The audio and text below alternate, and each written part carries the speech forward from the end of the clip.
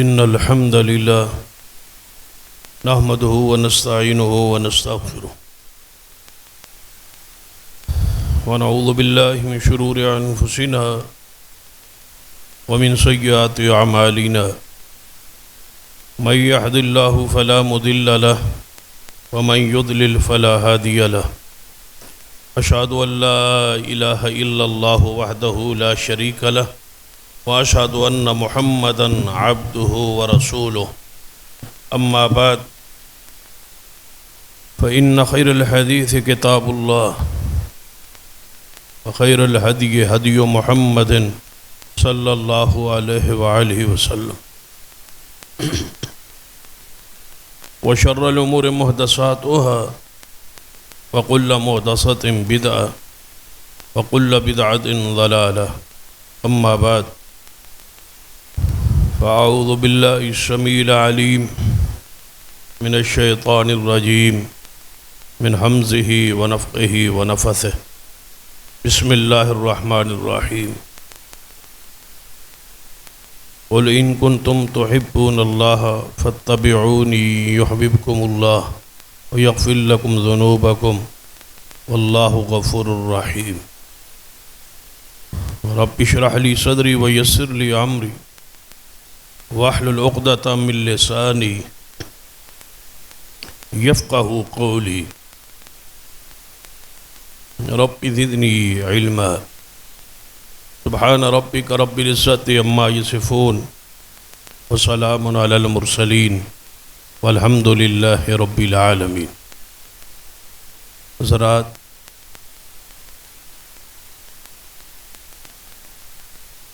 ہر انسان کی خواہش یہ ہے کہ اللہ تبارک و تعالی اس سے محبت کرے.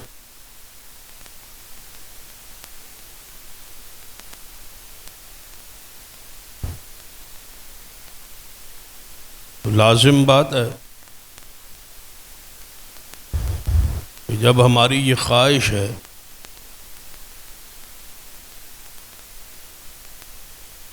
وہ محبت ہم سے کیسے کرے گا، اس کا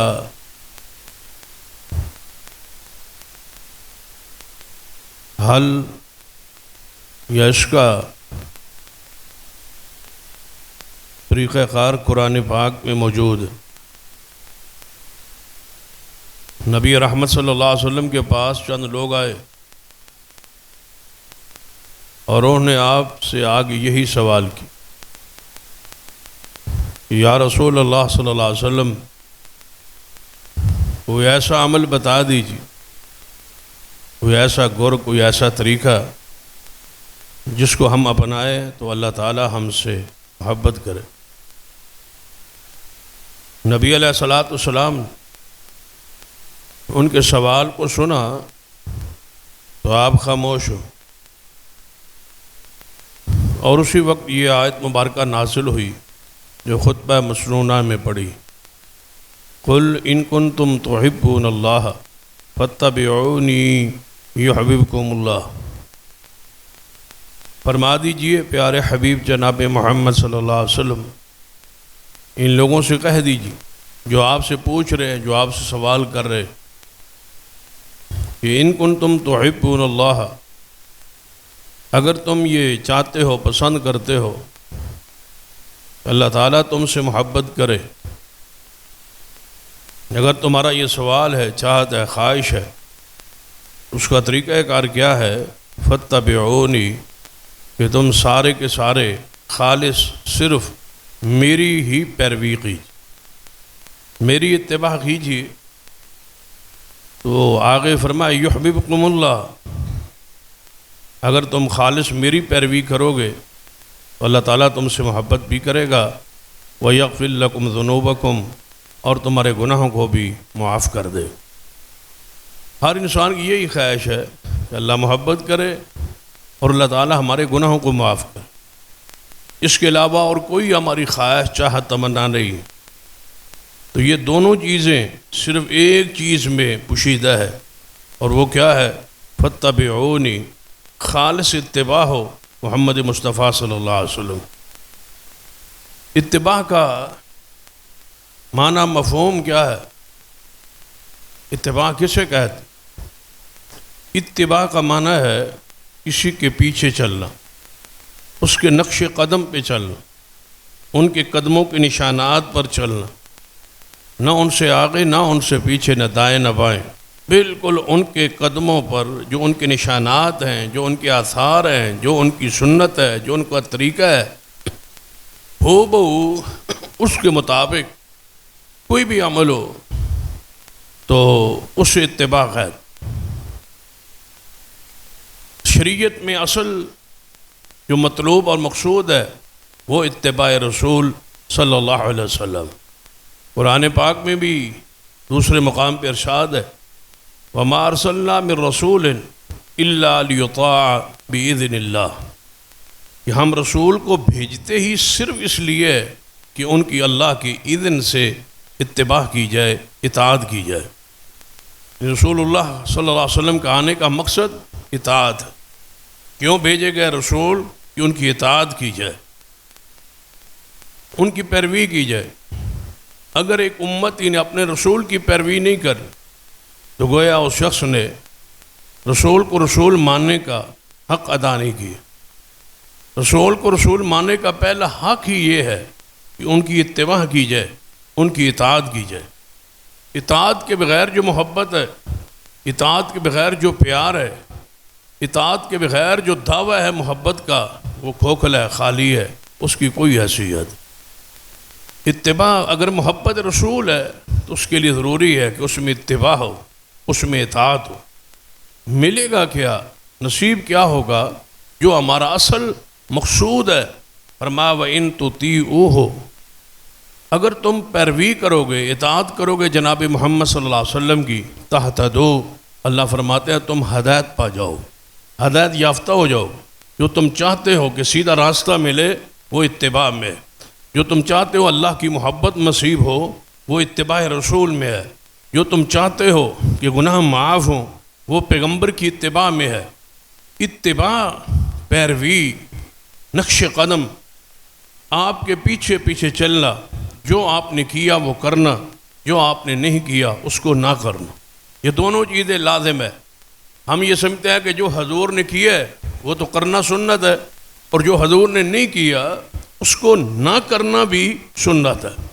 یہ بات اپنے ذہن میں بٹھا لیں، اسے سنت ترقیہ کہتے ہیں کہ ایک ہوتی ہے وہ عمل، وہ کام جو حضور نے کیا ہے وہ آپ کریں گے تو یہ آپ کی سنت پہ عمل کیا۔ یہ کام ہے جو حضور نے نہیں کیا، آپ نہیں کریں گے تو یہ بھی سنت پر عمل ہے، کیونکہ آپ نے نہیں کیا اس لیے ہم نہیں بھی کریں گے۔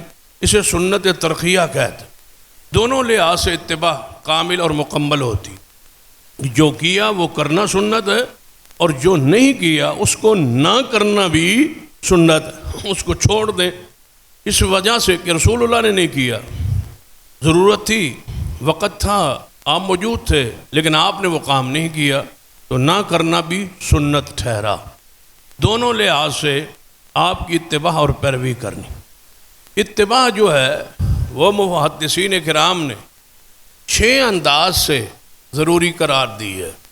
کسی بھی عمل کو کرنے سے پہلے 6 انداز سے آپ نے دیکھنا ہے کہ یہ کام جو میں کر رہا ہوں 6 انداز سے، 6 طریقوں سے وہ عمل محمد مصطفیٰ صلی اللہ علیہ وسلم نے کیا ہو تب وہ کرنا سنت ہے۔ وہ 6 انداز کیا ہے، اس پہ ذرا آپ بڑی توجہ سے بات سنیں گے تو یہ عقیدہ اور یہ نظریہ آپ کی سمجھ میں آئے۔ اتباع تو کرنی ہے۔ اتباع کسے کہتے ہیں یہ بات بھی آپ نے سن لی۔ اتباع کے لیے محمد مصطفیٰ تشریف لائے، یہ بات بھی طے ہو گئی۔ اب ہم نے یہ دیکھنا ہے کہ اتباع کیسے، کس طریقے سے کرنی۔ تو محدثین کرام نے تمام آیات و حدیث کا خلاصہ اور نچوڑ جو بیان کیا ہے، 6 انداز سے اگر آپ اتباع کریں گے تو وہ رسول اللہ صلی اللہ علیہ وسلم کی اتباع ہے۔ کوئی عمل کرنے سے پہلے 6 انداز آپ دیکھیں گے۔ پہلا انداز یہ ہے کہ جو عمل آپ کر رہے، اس عمل کا جو سبب، جو وجہ، جو علت آپ پیش کر رہے ہیں، یہ عمل میں کر رہا ہوں اس وجہ سے، یہ عمل کر رہا ہوں اس علت اور اس وجہ سے، وہ علت اور وہ وجہ محمد مصطفیٰ نے بیان کی ہو۔ جو عمل آپ کر رہے اس وجہ سے کر رہے، مثلا آپ ایک عمل کرتے ہیں تو اس میں آپ کا دعویٰ یہ ہے کہ میں یہ عمل اس لیے کر رہا ہوں کہ مجھے رسول اللہ سے پیار ہے۔ اب عمل کی وجہ کیا بنی؟ محبت رسول، رسول اللہ سے پیار۔ تو آپ نے دیکھنا ہے کہ مجھ سے پہلے کوئی طبقہ، کوئی گروہ ایسا گزرا ہے جس نے حضور سے پیار کیا ہو اور مجھ سے زیادہ کیا ہے، تو کیا انہوں نے اس پیار اور محبت میں وہ کام کیا ہے جو میں کر رہا ہوں؟ تیسری بات، جس کی محبت میں کر رہا ہوں، کیا انہوں نے خود کیا یا اس طرح محبت کرنے کا انداز، گر طریقہ انہوں نے سکھلایا ہے؟ اگر تو ایسا ثابت ہے تو آپ کے عمل کی پہلی جو سیڑھی ہے، بنیاد ہے، اساس ہے، وہ درست ہے کہ جس وجہ سے آپ عمل کر رہے ہیں وہ سبب محمد مصطفیٰ صلی اللہ علیہ وسلم سے ثابت۔ سبب ڈھونڈ لینے کے بعد، سبب کا مسنون ہو جانے کے بعد، سبب حضور سے ثابت ہو جانے کے بعد، آپ دوسری چیز، جو عمل آپ کر رہے اگر اس کا تعلق کسی خاص جنس کے ساتھ ہے تو وہ کیا وہ جنس وہی چیز حضور نے کی ہے یا نہیں کی؟ وہ جنس حضور سے ثابت ہے یا نہیں ثابت؟ مثلا یہ چند تمہیدی کلمات جب آپ سمجھ لیں گے تو موضوع کو سمجھنا انتہائی آسان ہو جائے گا۔ مثلا جنس سے مراد، آپ قربانی کرنا چاہتے تو قربانی یقیناً سبب تو اس کا موجود ہے، اب اس کا تعلق خاص جنس کے ساتھ، آپ کیا جانور ذبح کریں گے؟ لازم بات ہے اونٹ ہے، گائے ہے، بکرا ہے، بھیڑ ہے، دمبا ہے، یہ وہ جانور ہیں جو ثابت ہیں جنس کے لحاظ سے کہ حضور نے ان کی قربانی کی۔ ایک بندہ اٹھتا ہے اور کہتا ہے کہ ان سارے جانوروں سے قیمتی جانور ہرن ہے، گوشت اس کا ان سارے جانوروں سے لذیذ ہے، اور وہ پاک بھی ہے، صاف بھی ہے، ستھرا بھی ہے، طیب بھی ہے، حلال بھی ہے اور لذیذ بھی ہے، اور اس کی قیمت بھی زیادہ ہے، تو کیوں نہ میں ہرن کی قربانی کروں؟ اب ذرا تصور کرے، سوچیں، اس کی نیت وہی ہے، سبب وہی ہے، ارادہ وہی ہے، اللہ کی محبت چاہتا ہے، رسول اللہ کی اطاعت چاہتا ہے، سبب وہی ہے، لیکن جس عمل کا تعلق جنس کے ساتھ تھا اس نے جنس کو بدلا تو اس سنت سے ہٹ گیا، اور اس کا وہ ثواب، اس کا وہ اجر، اس کی وہ قربانی قبول نہیں ہوئی۔ قیمت زیادہ ہے، گوشت لذت میں زیادہ ہے، لیکن ثواب نہیں ہے، اجر نہیں ہے، قربانی نہیں ہے، قبول نہیں ہے۔ کیوں؟ کہ اس عمل کا تعلق جنس سے تھا، اور جو جنس اس نے ذبح کی اس کا تعلق سنت کے ساتھ نہیں تھا، سنت سے یہ جنس ثابت نہیں تھی۔ اس پر بہت ساری روایات، احادیث پیش کی جا سکتی، صرف ایک روایت آپ کے سامنے رکھتا ہوں۔ ام المومنین سیدہ کائنات سیدہ عائشہ رضی اللہ تعالی عنہ، ان کا بھائی ہے عبد الرحمن بن ابی بکر رضی اللہ تعالی، ان کے ہاں بیٹا ہونے کی امید تھی، تو کسی نے کہہ دیا ام المومنین سے کہ آپ کے بھائی کے ہاں بیٹا ہونے والا ہے، تو اگر اللہ نے آپ کے بھائی کو بیٹا بخشا، بیٹا دیا، تو آپ نے عقیقہ میں اونٹ ذبح کرنا ہے۔ کیوں؟ اس لیے کہ لوگ برادری چاہنے والے زیادہ ہیں، تو وہ گوشت پورا ہو جائے گا، گوشت زیادہ ہوگا، لوگ زیادہ گوشت کھائیں گے۔ تو سیدہ عائشہ رضی اللہ تعالیٰ عنہ نے فرمایا تھا، نہیں نہیں، اگر اللہ نے میرے بھائی کو بیٹا بخشا تو ہم 2 بکرے ذبح کریں گے، کیونکہ سنت افضل ہے، سنت کے علاوہ کوئی عمل قبول نہیں ہے۔ یہ ہے کہ جس عمل کا تعلق جنس کے ساتھ ہے، یہ دوسری وجہ ہے، انداز ہے اتباع کا۔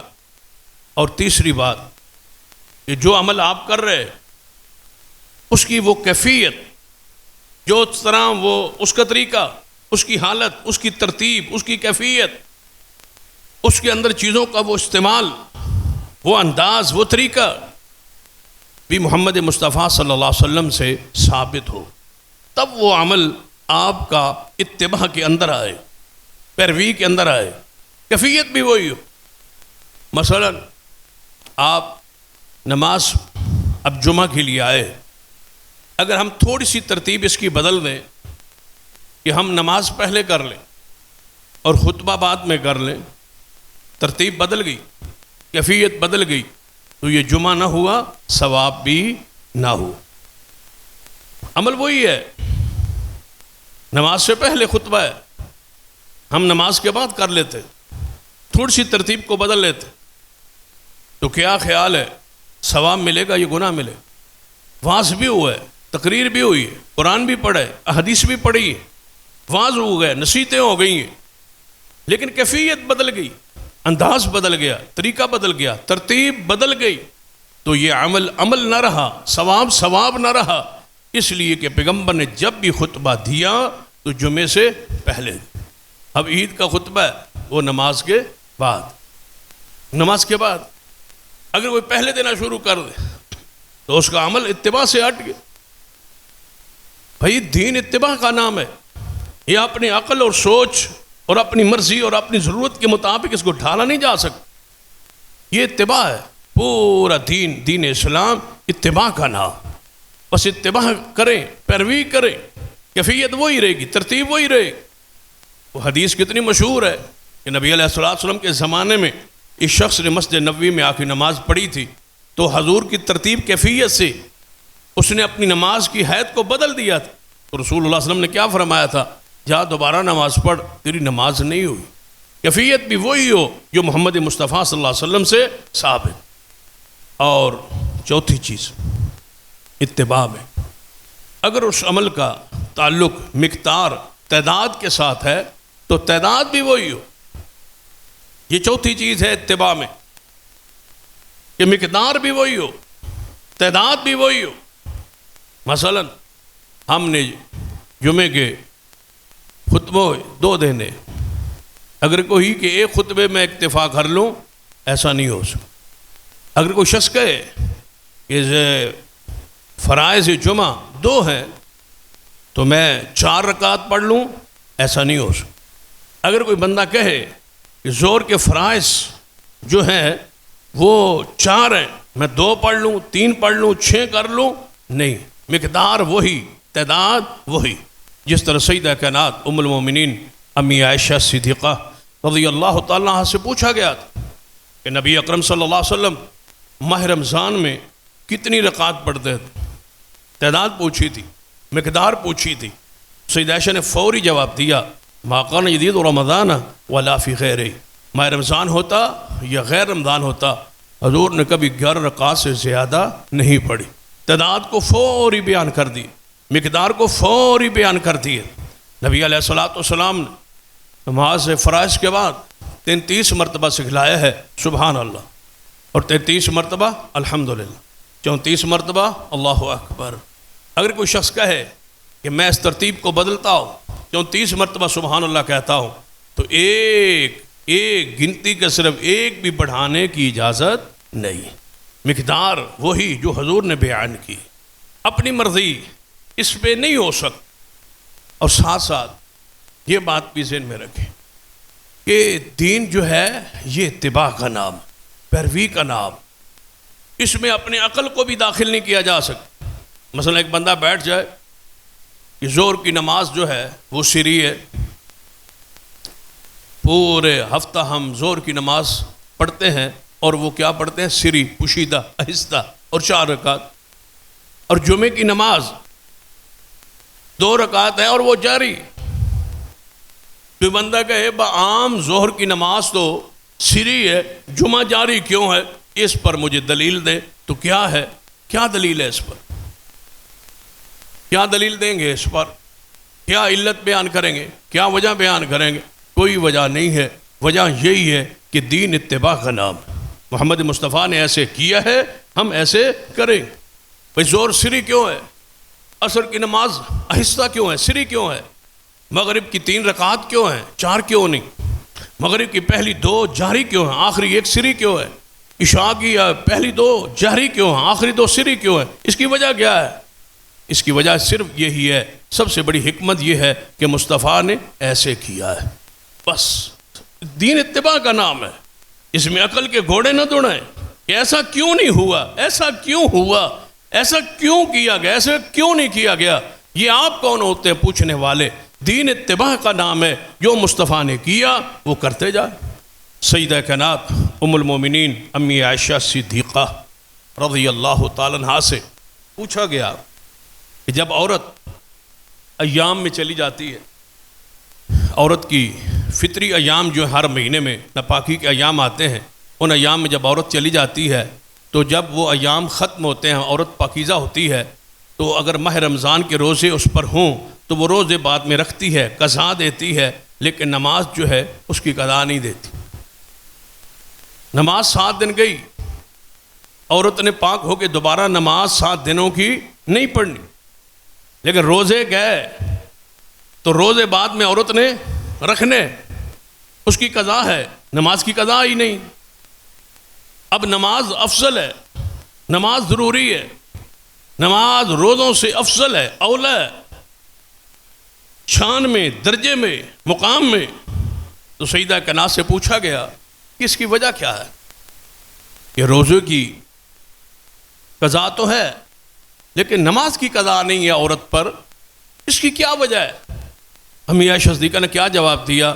فرمایا روزوں کی قضا کا حکم دیا گیا، روزوں کی قضا کا ہمیں حکم دیا گیا، اور نماز کی دوبارہ پڑھنے کا ہمیں حکم نہیں دیا گیا. بس یہی جانتے ہیں کہ دین اتباع کا نام، اس میں کوئی وجہ نہیں. رسول اللہ نے ایسا ہی کیا، اتباع کا نام ہے دین. جو کچھ حضور نے کیا وہ کرے، جو رسول اللہ صلی اللہ علیہ وسلم نے نہیں کیا بس وہ نہ کرے.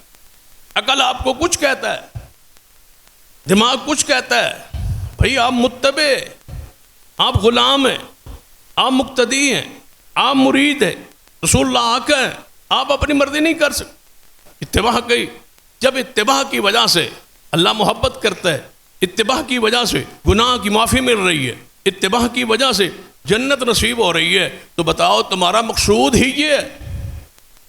ہم کون ہوتے ہیں اعتراض کرنے والے اور پوچھنے والے ایسا کیوں کیا، یہ کیوں کیا؟ ہم متبع ہیں، ہم مکلف ہیں کس بات کے؟ اتباع کے. اتباع کریں، پیروی کریں، جو کچھ محمد مصطفیٰ نے کیا ہے اس کو کرتے رہے. وہ علت ہے یا نہیں؟ مثلا ہم گوشت کھا لیتے ہیں، وضو کیا، وضو کے بعد ہم نے اونٹ کا گوشت کھا لی تو لازم امر ہے، حدیث ہے کہ اونٹ کا گوشت کھانے سے وضو ٹوٹ جاتا، وضو ختم ہو جاتا. بکرے کا گوشت کھائیں، کسی اور چیز کا، حلال جانور کا جو بھی گوشت کھائے وضو نہیں ٹوٹتا، لیکن اونٹ کا گوشت کھانے سے وضو ٹوٹ جاتا، ختم ہو جاتا. دوبارہ آپ وضو کریں. اب بندہ سوچنے بیٹھ جائے گوشت دونوں ہیں، یہ بھی گوشت ہے، یہ بھی گوشت ہے، اس پر وضو نہیں ٹوٹتا، اس پر وضو ٹوٹتا ہے. اس کی وجہ کیا ہے؟ اس کی علت کیا ہے؟ اس کا سبب کیا ہے؟ بھائی تم کون ہوتے ہو؟ رسول اللہ نے فرمایا، آپ کا حکم ہے، آپ کی حدیث ہے کہ جس نے اونٹ کا گوشت کھایا وہ وضو کرے. بس دین اتباع کا نام، پیروی کا نام ہے. دودھ پیتا بچہ ہے، پھر غور کرے، دودھ پیتا ابھی کوئی خارجی خوراک نہیں کھاتا، روٹی وغیرہ نہیں کھاتا، صرف اپنی ماں کے دودھ پر ہے، صرف دودھ پیتا ہے. وہ دودھ پیتا بچہ اگر ماں کے اوپر یا کسی بندے کے اوپر پیشاب کر دے تو وہ چھینٹے مارے، وہ پیشاب والی جگہ پر پانی کے چھینٹے مارے اور نماز پڑھ. لیکن اگر دودھ پیتی بچی ہو، وہ پیشاب کر دے تو اس کپڑے کو دھویا جائے. اب حیران کون امر ہے؟ دونوں بچے اور دونوں نے عمل ایک ہی کیا ہے، پیشاب کیا ہے. ایک کے پیشاب پر چھینٹے ہیں، دوسرے پر دھونا ہے. اس میں علت کیا ہے؟ وجہ کیا ہے؟ لوگوں نے بیان کی ہے، کئی نے علتیں بیان کی، کئی کی اور طبی مسائل احکام بیان کیے، لیکن ہم اس چیز پر اور بنیاد پر اساس پر کھڑے ہیں کہ دین اتباع کا نام، حضور نے ایسے فرمایا، بس ایسا دین ہے جو حضور نے بیان کر دیا، ہماری حکمت سمجھ میں آئے یا نہ آئے، جو وجہ سمجھ آئے یا نہ آئے، حضور نے کہہ دیا کر دیا، ہم وہی کریں۔ یہ اتباع، یہ دین ہے۔ سیدنا امیر عمر رضی اللہ تعالیٰ عنہ، آپ نے اپنے دور خلافت میں لوگوں کو اکٹھا کی اور لوگوں سے پوچھا کہ آج میں نے تمہیں اکٹھا کیوں کیا ہے؟ میں آپ سے مسئلہ ڈسکس کرنا چاہتا ہوں، ذرا اس مسئلے پہ آپ مجھے رائے اور مشورہ۔ کہا گیا جی امیر المومنین فرمایا یہ جو جب طواف کے لیے، حج کے لیے، عمرہ کے لیے، طواف کے لیے ہم بیت اللہ میں جاتے ہیں تو پہلے جو 3 چکر ہیں اس میں ہم رمل کر دوڑتے ہیں، پہلوانوں کی طرح چلتے ہیں۔ تو پتہ ہے اس کی علت اور وجہ کیا تھی؟ صحابہ کرام نے وجہ بیان کی کہ ہاں اس کی علت اور وجہ ہمارے علم میں ہے کہ محمد مصطفیٰ صلی اللہ علیہ وسلم جب ہم بیت اللہ میں عمرہ کے لیے داخل ہوئے تو قریش نے یہ بات کہی کہ صحابہ کرام کو مدینہ پاک اندر رہ کے بخار نے بالکل مار دیا، ان کو وہاں کی آب و ہوا موافق نہیں آئی، حالانکہ مدینہ کی آب و ہوا تو ہر مومن کو موافق آتی، مدینہ کی آب و ہوا میں اللہ نے شفا رکھی ہے، رحمت رکھی ہے۔ یہ حضور کے جانے کے بعد ہر بیماری اللہ نے مدینہ سے دور کر دی، یہ حضور علیہ الصلوۃ والسلام کے وجود کی برکات ہے۔ لیکن انہوں نے کہا، قریش نے، کہ ان کو مدینہ کی ہوا جو ہے آب و ہوا مناسب نہیں آئی، یہ لوگ بیمار ہیں، کمزور ہیں، یہ جب طواف کریں گے اور پھر مروہ صفا مروہ کی سعی کریں گے، یہ اتنے میل کا سفر بن جائے، انہوں نے گر جانا ہے۔ انہوں نے کب یہ آخر تک پہنچیں؟ نبی علیہ السلام نے فرمایا میرے صحابہ ذرا ٹہل کے پہلوانوں کی طرح چلو تاکہ ان کو پتہ چلے کہ ہم اپنی قوت اور طاقت میں موجود ہیں۔ حضور نے ایسا کروا دی۔ قریش اب پہاڑیوں پہ بیٹھ کے تماشا دیکھنے کے لیے بیٹھے تھے کہ ہم تماشا دیکھتے ہیں کیسے گرتے ہیں، تو صحابہ کرام تو ایسے پہلوانوں کی طرح چلے، تو وہ شرمندہ ہو۔ اب یہ عمل خاص علت، موقع، وجہ کی، یہ جب حضور نے یہ کروایا، سیدنا عمر نے فرمایا کہ اب یہاں کو کفار تو رہے نہیں، قیامت تک کے لیے یہاں یہود کا، عیسائیوں کا، مشرکین کا داخلہ جو ہے وہ ممنوع ہو چکا ہے۔ اب کبھی بھی انہوں نے آگے ایسے معاملات کو دیکھنا نہیں۔ یہ علت، یہ وجہ جس وجہ سے حضور نے رمل کروایا تھا یہ ختم ہو چکی، لہذا آج کے بعد کیا رمل کو ختم کر دیا جائے، پہلوانوں کی طرح چلنے کو ختم کر دیا جائے، موقوف کر دیا جائے؟ وجہ پوری ہو گئی، علت پوری ہو گئی۔ لیکن سیدنا عمر نے فرمایا خبردار، میں نے تمہیں اس لیے اکٹھا کیا ہے کہ یہ قیامت تک سنت قائم رہے، ہم علت موجود رہے یا نہ رہے، وہ وجہ قائم رہے یا نہ رہے، حضور کی سنت جو جاری ہو گئی یہ قیامت تک کے لیے جاری۔ اب عجیب انداز ہے، وہ صفا مروہ کی سعی کے دوران ایک مخصوص جگہ ہے جہاں سے اگلی جگہ تک ہم نے دوڑنا ہو، مرد دوڑیں گے، عورتیں نہیں دوڑیں، مرد دوڑیں گے، عورت تیز چلے گی لیکن دوڑے گی نہیں۔ لیکن سنت کس کی ہے؟ یہ طریقہ کس کا ہے؟ اس کا موجد کون ہے؟ مؤسس کون ہے؟ کہاں سے یہ شروع ہے؟ شروع کرنے والی تو سیدہ ہاجرہ ہے، خاتون ہے، عورت ہے۔ اس نے جس کی وجہ سے شروع ہوا، جنہوں نے شروع کیا، اس جنس کے لیے، عورت کے لیے وہاں اب دوڑنا نہیں ہے، اور جس کا کوئی معاملہ نہیں ہے، مرد کے لیے وہاں دوڑنا ہے۔ اب ہم کیا سوچیں، کیا کریں کہ دین اتباع کا نام، دین پیروی کا نام، دین عقل اور رائے اور قیاس کا نام نہیں ہے۔ اتباع 6 انداز سے ہم نے حضور کی کرنی ہے، تب اتباع کا لفظ پورا ہوتا۔ جو عمل آپ کر رہے وہ سبب، جس سبب سے کر رہے وہ حضور سے ثابت۔ دوسرا، جس عمل کا تعلق اگر جنس کے ساتھ ہے تو وہ جنس حضور سے ثابت ہو، اگر اس کا تعلق خاص مقدار تعداد کے ساتھ ہے وہ مقدار اور تعداد حضور سے ثابت ہو، اس عمل کی جو کیفیت ترتیب ہے طریقہ ہے وہ طریقہ بھی حضور سے ثابت۔ پانچویں چیز اس عمل میں، جس عمل کو کہا جاتا ہے کہ یہ سنت کے مطابق ہے، جس کو کہا جاتا ہے یہ اتباع، یہ ہے پیروی، 6 چیزوں سے ہم نے پیروی کو کامل مکمل کرنا ہے۔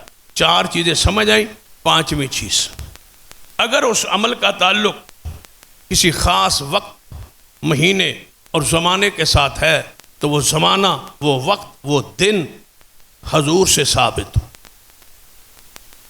زمانہ اپنی مرضی کا نہیں، وقت اپنی مرضی کا نہیں، مہینہ اپنی مرضی کا طے نہیں ہو سکتا۔ عبادت میں اتباع، اس کی مثال آپ دیکھیں کہ آگے ہمارے ملک میں سردی آ رہی، تو سردی کے مہینوں میں آپ کے علم میں ہے کہ ماہ رمضان جو ہے وہ گرمیوں میں 1 مہینے کے روزے سال بھر ہم پہ اوپر فرض ہے، اور وہ گرمیوں میں، اب گرمیوں میں آ رہے کئی سالوں سے، تو کیا ہم ایسا کر سکتے ہیں کہ سردیوں کے 1 مہینے کا تعین کر دیں تاکہ ہم روزے رکھ لیں آسانی کے ساتھ، اللہ راضی ہو جائے؟ ایسا نہیں ہو سکتا، کیونکہ روزہ عبادت ہے، اور عبادت، اس عبادت کا تعلق 1 مہینے کے ساتھ، اور 1 مہینہ وہ رمضان کا ہے، وہ شریعت نے طے کر دیا ہے، اب اپنی مرضی سے اس مہینے کا تعین نہیں ہو سکتا۔ اگر کوئی شخص کہے کہ میں نماز کے اوقات اپنی مرضی کے مطابق طے کر لوں، تو نہیں، نماز عبادت ہے، عبادت کے اندر اوقات شریعت خود طے کرے گی، تو لہذا اپنی مرضی کے ساتھ یہ وقت طے نہیں ہو سکتا۔ اگر کوئی شخص کہے کہ رمضان مبارک میں عمرے پہ گیا ہوں، پھر آنا اور پھر واپس جانا اور پھر آنا حج کے لیے مشکل ہوگا، بیت اللہ بھی وہاں ہے، صفا مروہ بھی وہاں ہے، مقام ابراہیم بھی وہاں ہے، مزدلفہ بھی ہے، مینا بھی ہے، عرفات بھی ہے، سارے میدان تو موجود ہے، اور بندے اکثر جب جاتے ہیں تو ویسے ہی عرفات کو دیکھنے چلے جاتے ہیں، مزدلفہ دیکھنے چلے جاتے ہیں، مینا میں چلے جاتے ہیں، کیوں نہ بندہ حج کر کے واپس جائے، حج ہی رمضان میں کر لے؟ نہیں، ایسا نہیں ہو سکتا، کیوں؟ حج کا دن، وقت حضور نے طے کیا ہے۔ اگر کوئی کہے کہ میں عرفات میں رات کو چلا جاؤں، 1 دن بعد 10 کو رات کو چلا جاؤں یا اگلے دن چلا جاؤں، نہیں، وقت عبادت کا شریعت طے کرے، زمانہ شریعت طے کرے، وقت شریعت طے کرے، اپنی مرضی اس میں نہیں ہو سکتی۔ یہ ہے 5واں اصول، 5واں انداز اتباع کے لیے کہ وقت بھی وہی ہو، مہینہ بھی وہی ہو، انداز بھی وہی ہو جو محمد مصطفیٰ سے کیا، اپنی مرضی سے نہیں ہو۔ اگر کوئی بندہ کہے کہ میں عصر کی نماز کے ساتھ مغرب بھی پڑھ لوں، میں سفر پہ جا رہا ہوں یا مصروف ہوں یا سونا چاہتا ہوں، ایسا نہیں ہو سکتا۔ شریعت طے کرے، وقت شریعت نے سورج غروب ہونے کی شرط رکھی، جب شریعت نے کہہ دیا سورج غروب ہونے کے بعد مغرب ہے، بس آپ جب تک وہ سبب پورا نہیں ہوگا اس وقت تک نماز تمہاری مغرب کی نہیں ہو، یہ شریعت کا حق۔ اور 6ٹھی چیز جو اس میں اتباع میں مقصود ہے کہ اگر تمہارے اس عمل کا تعلق کسی خاص وقت اور جگہ کے ساتھ، تو وہ جگہ شریعت خود طے، اپنی مرضی سے آپ نہیں کر سکتے۔ طواف کے لیے شریعت نے ایک جگہ طے کی، یہ بیت اللہ ہے، طواف اس کا ہے۔ اب کوئی بندہ کہے میں صرف مقام ابراہیم کا طواف کروں گا، ایسا نہیں ہو سکتا۔ اگر کوئی بندہ کہے کسی اور جگہ پہ میں جا کے طواف کروں گا، نہیں ہو سکتا۔ یہ مسجد ہے، اس کا طواف کر لوں، نہیں ہو سکتا۔ اس کی جگہ کا تعین شریعت نے خود کیا ہے، جگہ شریعت طے کرے گی، تب وہ تمہارا عمل اتباع بنے۔ اتباع کے لیے کتنی چیزیں ضروری ہوئیں؟ 6۔ سب سے پہلے یہ سبب، وجہ، جو عمل کی وجہ ہے، سبب ہے، وہ حضور سے ثابت۔ دوسرا وہ جنس حضور سے ثابت. تیسرا مقدار تعداد حضور سے ثابت. کیفیت ترتیب طریقہ حضور سے ثابت. اگر عمل کا تعلق زمانے کے ساتھ ہے، وقت کے ساتھ ہے، وہ وقت شریعت نے خود طے کرے گی تب اتباع ہوگی. پانچواں چھٹا، اگر عمل کا تعلق کسی خاص جگہ کے ساتھ ہے تو وہ جگہ شریعت طے کرے، اپنی مرضی سے نہیں ہوتی. ان 6 انداز سے آپ کا عمل ہوگا تو وہ عمل سنت ٹھہرے گا، ثواب ٹھہرے. اب ذرا اس انداز سے، ان 6 کیفیتوں سے اپنے ذہن میں بات بٹھا کے آگے بڑھتے ہیں. ایک عمل جو ماہ ربیع الاول میں حضور علیہ الصلوۃ والسلام کی محبت اور پیار میں جلوس کی صورت میں، جشن کی صورت میں کیا جاتا ہے. اس عمل کو ان 6 حیثیتوں سے پیغمبر سے ذرا پوچھی. جو سبب ہے سب سے پہلے غور کرتے ہیں. سب سے عمل میں پہلی چیز کیا تھی؟ سبب، علت، وجہ. اب وجہ کیا ہے؟ یہ جلوس کیوں کرنا ہے اور جشن کیوں منانا ہے؟ یہ حضور سے محبت، حضور سے پیار. اب ہم نے دیکھنا ہے کہ حضور سے پیار سب سے پہلے، سب سے زیادہ کس نے کیا ہے؟ صحابہ کرام. تو کیا صحابہ کرام نے یہ جو علت آپ پیش کر رہے، جو سبب آپ پیش کر رہے، اس سبب اور وجہ سے صحابہ کرام نے کیا ہے؟ تو ساری دنیا خاموش ہے اور مانتی ہے کہ صحابہ کرام نے ایسا نہیں کیا. اچھا، صحابہ کرام نے نہیں کیا، جو سبب آپ بیان کریں محبت رسول، کیا حضور نے اپنے حکم اور فرمان اور سنت میں اس کو اپنی محبت کا معیار قرار دیا ہے؟ اگر دیا ہے تو اس پر وہ علت، وہ سبب بیان کرے. حضور نے فرمایا علیکم بسنتی و سنت الخلفاء الراشدین المہدیین. جب اختلافات بڑے بڑے میرے جانے کے بعد دیکھو گے تو تم پر میری سنت واجب ہے اور ابو بکر، عمر، عثمان، علی کی سنت تجھ پر واجب. ان کے طریقے کو اپنا لے. تو کیا اختلافات کی اس حالات میں، اختلافات کے اس دور میں، کیا آپ کی سنت یا خلفائے راشدین کی یہ سنت سے یہ عمل، یہ انداز ثابت ہے؟ اگر نہیں ہے ثابت تو پھر دوسری ایک حدیث جامع ترمذی، میری امت کے 73 فرقے بن جائیں گے، 72 جہنم میں جائیں گے، ایک گروہ جنت میں جائے گا. صحابہ نے پوچھا وہ کون سا ہوگا؟ فرمایا ما انا علیہ واصحابی، جس چیز پر میں اور میرے صحابہ ہیں، جو اس طریقے پر ہوگا وہ جنت میں جائے گا. تو صحابہ کا طریقہ جنت میں جانے کا ذریعہ ہے. خلفائے راشدین سے آگے بڑھیے، 1.5 لاکھ صحابہ کرام میں سے کسی ایک صحابی نے ایسا عمل کیا ہے تو پیش کی. لڑائی کس بات کی؟ جھگڑا کس بات کا ہے؟ اختلاف کس بات کا ہے؟ تنازع کس بات کا ہے؟ لڑائی کس بات کی ہے؟ کیوں نہیں بیٹھ کے اس کو حل کر لیا جاتا؟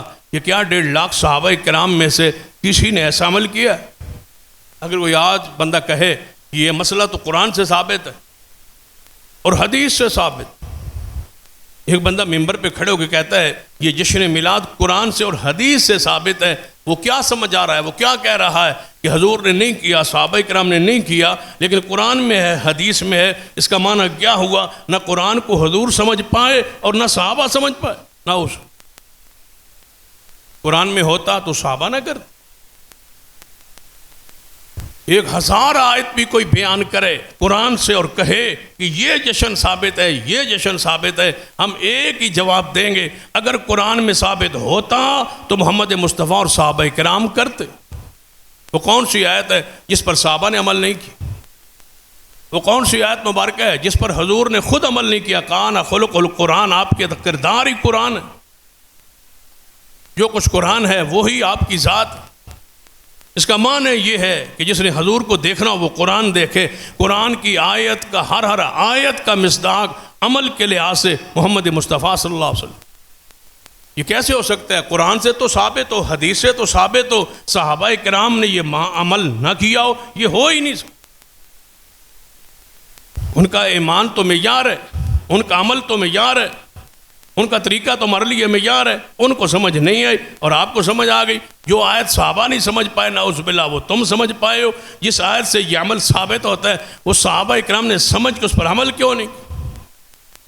یاد رکھیے قرآن مکمل ہے، حدیث مکمل ہے، قرآن و حدیث کی سمجھ بھی مکمل ہے اور صحابہ نے اس پر عمل کر دیا۔ اب ہماری ذمہ داری صحابہ کے کیے ہوئے اعمال کو قیامت تک جاری رکھنا، جو انہوں نے کیا اس کو کرنا ہے، جو نہیں کیا اس کو نہ کرنا سنت ہے، اسے سنت ترکیہ کہتے ہیں۔ پوچھئے علماء سے سنت ترکیہ کیا ہوتی؟ سب کا جواب یہ ہوگا جو حضور نے نہیں کیا وہ نہ کرنا سنت۔ اتباع کو جو سبب آپ بیان کرتے محبت رسول کا، یہ سبب موجود تھا۔ حضور کہتے تھے مجھ سے محبت کرو، لا یؤمن احدکم حتی اکون احب الیہ من والدی و ولدہ والناس اجمعین۔ اے عمر تو اب تک تم ساری دنیا سے بڑھ کے مجھ سے محبت نہ کرو، حتیٰ کہ اپنی جان سے تم مومن نہیں ہو سکتے۔ حضور نے یہ وجہ بیان کر دی تھی کہ مجھ سے محبت کرو، لیکن اس محبت میں یہ طریقہ نہیں تھا۔ جو آپ سبب کہتے ہیں یہ سبب ثابت نہیں ہے۔ تم کہتے ہو ہم محبت میں کرتے ہیں، ہم کہتے ہیں جو تم محبت میں کرتے ہو صحابہ نے کیوں نہیں کیا؟ یہ سبب حضور سے صحابہ سے ثابت ہو۔ دوسری بات کہتے ہیں کہ اس عمل کا تعلق مجھے بتاؤ کس کے ساتھ؟ جنس کے ساتھ۔ اس عمل کا تعلق کسی جنس کے ساتھ ہے؟ قربانی کا تعلق جنس کے ساتھ، روزے کا تعلق وجود کے ساتھ، صدقے کا تعلق جنس کے ساتھ۔ مجھے بتاؤ جشن میلاد کا تعلق جنس کے ساتھ ہے، اس دن کیا کرنا ہے، کیا خرچ کرنا ہے، اس کا تعین حدیث کرے۔ عید الفطر والے دن صدقۃ الفطر دینا ہے اور وہ 2.5 کلو ہے، 1 سا ہے، تعین حدیث کرے۔ جشن میلاد والے دن کیا کرنا ہے؟ کوئی چیز صدقہ کرنی ہے، بکرا ذبح کرنا ہے، کوئی جانور ذبح کرنا ہے، اس کا کوئی طریقہ ہے، اس کی کوئی جنس ہے، اس کا کوئی وزن ہے تو شریعت بیان کرے۔ کیوں شریعت خاموش ہے اتنے بڑے عمل سے جس کو نہ کرنے والا ابلیس ٹھہرتا ہے؟ تو چاہیے نا شریعت بولے، قرآن بولے، حدیث بولے۔ حضور یہ کہے کہ عید الفطر والے دن اچھے کپڑے پہنو، حضور فرمائے نئے کپڑے پہنو، حضور فرمائے خوشبو لگا کے جاؤ، حضور فرمائے کوئی چیز کھا کے، میٹھی کوئی چیز یا کھجور کھا کے جاؤ، حضور فرمائے جا کے عید والے تکبیرات کہو، حضور فرمائے جا کے عیدگاہ میں بیٹھو، حضور فرمائے تکبیرات پڑھتے رہو، حضور فرمائے پھر آ کے امام 2 رکعت نماز عید پڑھائے، پھر اس کا خطبہ ہو، دعا ہو، عورتیں مرد اس دعا میں شامل ہوں۔ پتہ چل گیا عید الفطر کو، عید الاضحیٰ کو کیسے منانا ہے۔ اضحیٰ والے دن، قربانی والے دن فرما کھائے پیے بغیر آ کے عید پڑھو، عید کے بعد جا کے جانور ذبح کرو۔ جانور کیسا ذبح کرنا ہے، کس جنس سے تعلق ہو، سب کو شریعت کتنے دن ذبح کرنا ہے شریعت طے کر رہی ہے۔ آخر عید میلاد النبی کے مسائل و حکام کو شریعت کو چاہیے تھا بیان کرنا کیا ہے؟ عید تو ہے، کرنا کیا ہے؟ عید مان لیا، اب بتاؤ اس جشن کو منانا کیسے؟ سنت ہے نا، قرآن میں ہے نا، حدیث میں ہے نا۔ قرآن کہتا ہے نماز پڑھو، کیسے پڑھنی ہے؟ سلو کما رأیتمونی اصلی۔ قرآن کہتا ہے روزہ رکھو، کیسے رکھنا ہے؟ سحری وقت سحری کھانی ہے، پھر شام تک کچھ نہیں کھانا، شریعت نے بتلا دی ہے۔ حج کرنی ہے، کیسے کرنی ہے؟ طریقہ حضور نے بتلا دی۔ بھائی عید میلاد النبی ہے، بتلاؤ کرنی کیسے؟ طریقے کا تعین کیجیے، کیا طریقہ ہے اس کا؟ کوئی 2 رکعت پڑھنی یا کوئی نماز ہے یا خطبہ ہے یا کیا ہے؟ اس کا کوئی طریقہ شریعت نے وضع کیا ہے تو بیان کیجئے تاکہ اتباع بنے۔ کیفیت بیان کر دیجئے، کس وقت شروع کرنا ہے اور کیسے کیسے شروع کرنا ہے۔ عید الفطر کی کیفیت ترتیب ہے، عید الاضحیٰ کی کیفیت ترتیب ہے، جشن کی ترتیب بتلائی۔ کیا کرنا ہے اس دن صبح اٹھ کے کیا کرنا ہے، ذرا تھوڑی سی وضاحت کیجیے۔ ترتیب تو کیفیت تو حدیث بیان کرے گی نا کہ پہلے یہ پڑھنا ہے، پھر یہ پڑھنا ہے، پھر بازار میں نکلنا ہے، پھر گلی میں جانا ہے، پھر بازار میں جانا ہے، بازار میں جا کے ٹرک پہ چڑھنا ہے، ٹرک پہ چڑھ کے پھر جناب وہاں سے کچھ چکر دیر لگا کے پھر ٹرالی پہ چڑھنا ہے، وہاں سے رکشے پہ چڑھنا ہے، کہاں جانا ہے، کدھر جانا ہے، کدھر دوڑنا ہے، کہاں ختم ہونا ہے، کب ختم ہونا ہے، زور سے پہلے، زور کے بعد، اس کا وقت کیا ہے، آغاز کا اختتام کا طریقہ کیا ہے، کچھ تو بتائیے۔ یہ کیسی بے مہارہ عبادت ہے کہ چڑھ جاؤ اتر جاؤ جہاں مرضی جاؤ، جو چاہو کرو، گانے سنو، فحاشی بے حیائی سنو، مرد عورتوں کا اختلاط ہو، وہاں ہلڑ بازی ہو۔ شریعت ایسے اعمال کرواتی، مرد عورتیں چوکو چوراہوں پر کھڑے، ماڈل بنے ہوئے ہیں، لوگ دیکھ رہے ہیں، عورتوں مردوں کی بھیڑ ہے، رش ہے۔ لازم بات ہے جہاں عورتیں ہوں گی وہاں رش تو ہوگا۔ قوم فحاشی بے حیائی کو پسند کرتی، جلوسوں میں تب ہی تو رش بنا ہے، جب عورتیں نہیں تھی تو رش کم ہوا کرتا تھا، اب عورتیں بھی آ گئی ہیں تو رش بڑھ گیا۔ جتنی عورتوں کو لاؤ گے اتنا رش بڑھے، جتنی بے حیائی کرو گے اتنا رش بڑھے۔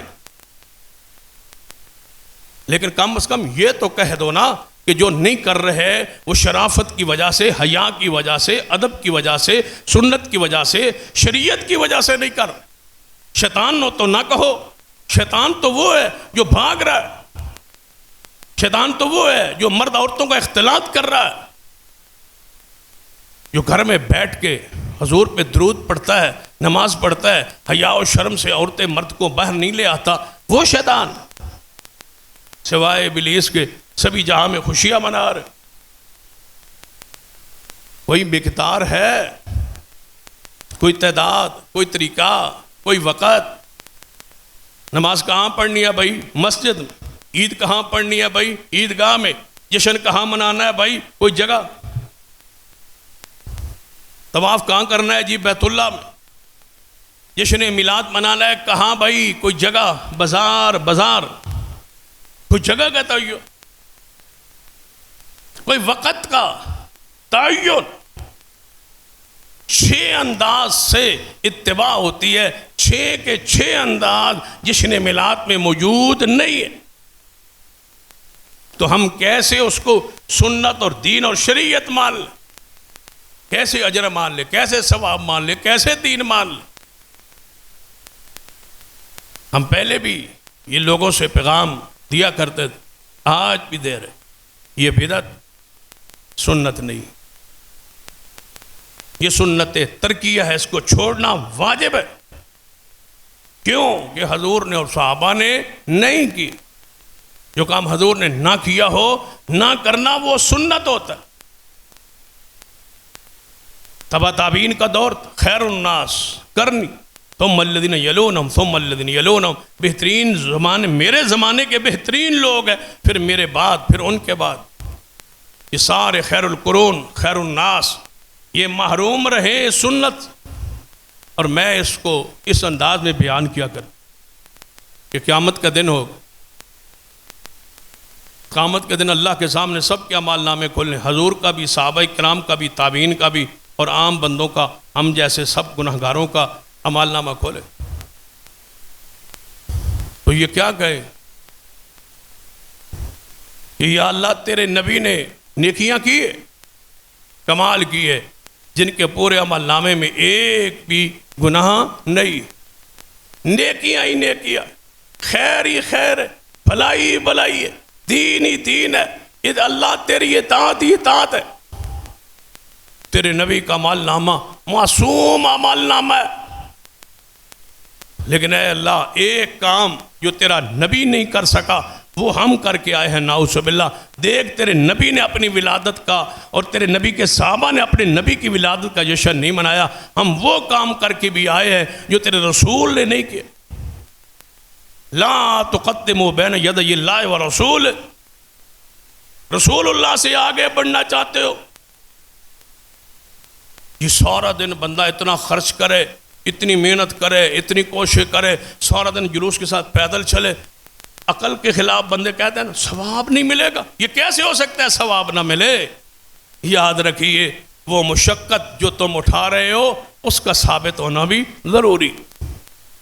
حدیث ہے نبی علیہ الصلوۃ والسلام اور صحابہ کرام جا رہے تھے عمرہ کے لیے، سفر جاری تھا.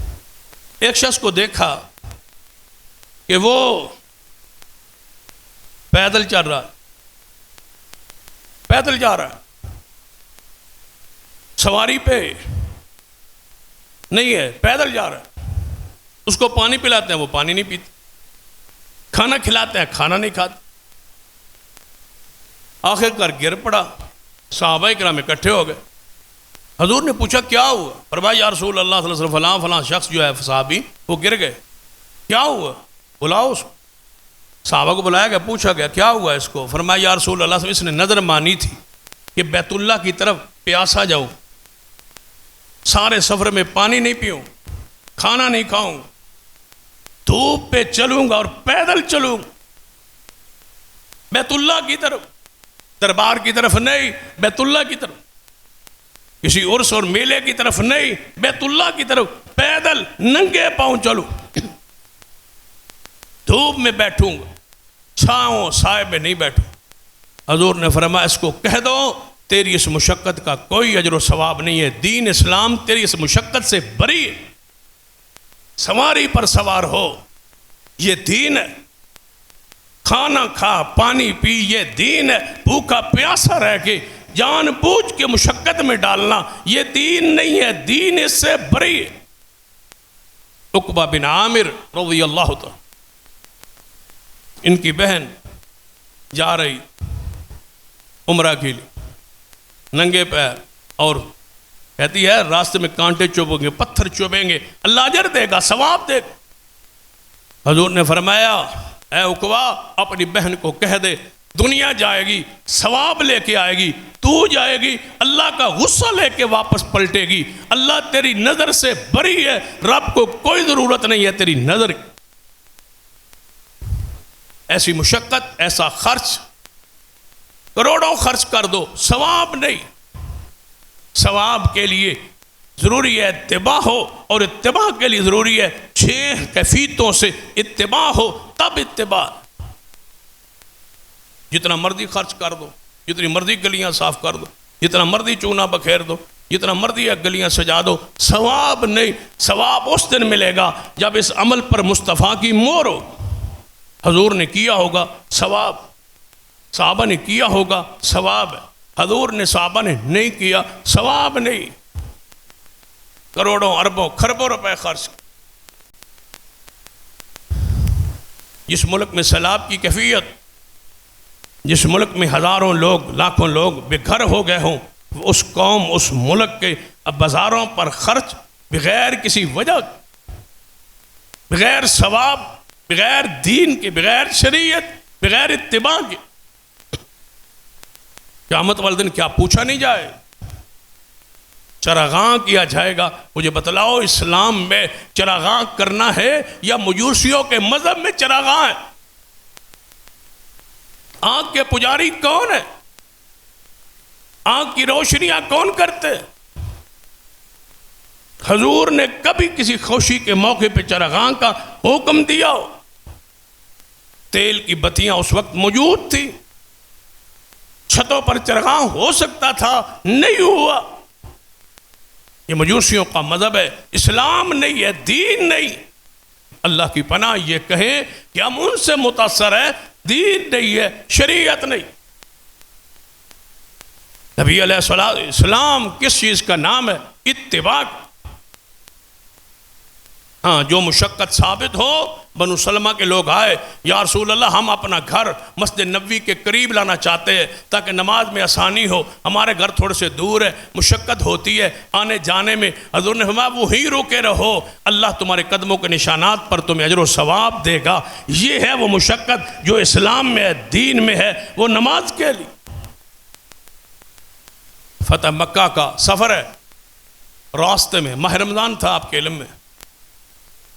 حضور نے صحابہ نے پیاس کہا، یا رسول اللہ روزہ رکھا ہوا ہے، عصر کا ٹائم ہے، وقت ہے، ہمیں پیاس لگی. حضور نے اونچی جگہ پہ کھڑے ہو گئے، پانی پی لی، روزہ کھول دیے. عصر کے وقت سفر میں روزہ حضور نے کھول دی، صحابہ کرام نے بھی کھول دی، دو چار چند صحابہ رہ گئے، وہ کہنے حضور نے کھولا ہے وہ رحمت للعالمین، انہوں نے کھولا ہے ان کے لیے جو بیچارے نہیں رکھ سکتے، نہیں پہنچ سکتے افطاری کے وقت تک، کمزوروں کے لیے، بیماروں کے لیے، ہم قوی ہیں، طاقتور ہیں، ہم روزہ رکھ کے پہنچ جائیں گے افطاری کے وقت تک۔ حضور کو بتلایا گیا، سب نے روزے کھول لیے، فلاں نے نہیں کھولا، وہ مشقت برداشت کر رہے ہیں، وہ تکلیف برداشت کر رہے ہیں۔ حضور نے سن کے کیا فرمایا؟ کوئی بات نہیں، اجر ملے گا، ثواب ملے گا؟ نہیں، فرمایا اولئک الوساط، اولئک الوساط، انہیں بتا دو وہ محمد کے نافرمان ہے، وہی فرما بردار ہے جس نے محمد کو دیکھ کے کھول لیا۔ بس اتباع، دین اتباع کا نام۔ کوئی ایسی مشکلات، کوئی ایسے دکھ تکالیف جان بوجھ کے اختیار کرنا جس کی اسلام نے اجازت نہ دی ہو، اسلام نے نہ کیا ہو، اور ثواب کی امید رکھنا، یہ ثواب نہیں ہے، اتباع نہیں۔ حضور نے ایسا نہیں کیا، صحابہ کرام نے ایسا نہیں کی، ائمہ کرام نے ایسے اعمال نہیں کی۔ جو مرضی کر لے ثواب نہیں ملے گا، ثواب کے لیے ضروری ہے اتباع۔ اللہ نے لکھ دیا ہے ثواب اس پر دے گا جس پر محمد مصطفیٰ کی اتباع، اتباع ہے ثواب، اتباع نہیں ہے ثواب نہیں۔ اس اپنی بدعت کو، ان خرافات کو، اس جشن کو ذرا شریعت کے اوزان میں، سنت کے اوزان میں، اتباع کے اوزان میں پیش کیجیے۔ ایک علت بتا دیجئے جو سنت پر پوری اترتی ہو، ثواب کے معیار پر یہ پوری اترتی ہو۔ اسلام میں جشن منانے کا یہی انداز ہے یا اسلام اس کی حوصلہ افزائی کرتا ہے؟ گانے ہیں، فحاشی ہے، بے حیائی ہے، گناہ کے کام الگ ہے، بدعت الگ ہے۔ یاد رکھیے اس میں یہ گناہ کے کام نہ بھی ہوں تب بھی یہ بدعت، اس میں گانے نہ ہوں، عورتوں کا اختلاط نہ ہو، باقی جو چیزیں اس میں ہم سمجھتے ہیں کہ گناہ کیے ہیں وہ الگ کر دی جائے تب بھی بدعت۔ بدعت بذات خود گناہ ہے، اور ایسا گناہ ہے جس پر سارے اعمال اللہ برباد کر دے۔ کوئی نماز، کوئی روزہ بدعتی کا قبول ہی نہیں ہوتا، بدعتی حضور سے آگے بڑھنے کی کوشش کرتا۔ امام احمد بن حنبل فرماتے ہیں وہ حضور کی ختم نبوت پر ایمان نہیں رکھتا، وہ کہتا ہے کہ میں خود نبی ہوں، جو عمل میں بھی شروع کروں اس پر بھی ثواب ملتا ہے۔ امام مالک فرماتے ہیں بدعتی بندہ حضور کی امانت پر یقین نہیں رکھتا، وہ گویا اپنے عمل سے یہ ثابت کر رہا ہے حضور نے دین پورا پہنچایا نہیں، میں نے آگے پورا کی، یہ عمل حضور سے رہ گیا، حضور نہیں بتلا سکے، صحابہ عمل نہیں کر سکے، میں نے آ کے قرآن کی تفسیر کی، میں نے آ کے حدیث کی تفسیر کی، قرآن حدیث کو میں سمجھا، پہلے لوگ نہیں سمجھے۔ اس بندے نے پوری ملت اسلامیہ کو نعوذ باللہ یہ کہہ کر اپنے عمل سے کہا کہ یہ قرآن حدیث کو نہیں سمجھ پائے سوائے میرے، میں سمجھا ہوں، لہذا میں اس مقام پر کھڑا ہوں کہ قرآن حدیث کی تشریح میں جانتا ہوں، اس سے یہ عمل ثابت۔ یہ حضور کی امانت پر، حضور کی ختم نبوت پر دین کے اندر مسئلہ بیان کرنا تو نبی کا درجہ ہے، نبوت کا خاصہ ہے۔ ایک عام آدمی کہتا ہے اس پر ثواب ملے گا، شروع میں نے کیا ہے ثواب ملے گا، شروع مصری بادشاہوں نے کیا ہے ثواب ملے گا، شروع رافضیوں نے کیا ہے ثواب ملے گا، شروع فاطمی شیعوں نے مصر سے کیا ہے ثواب ملے گا۔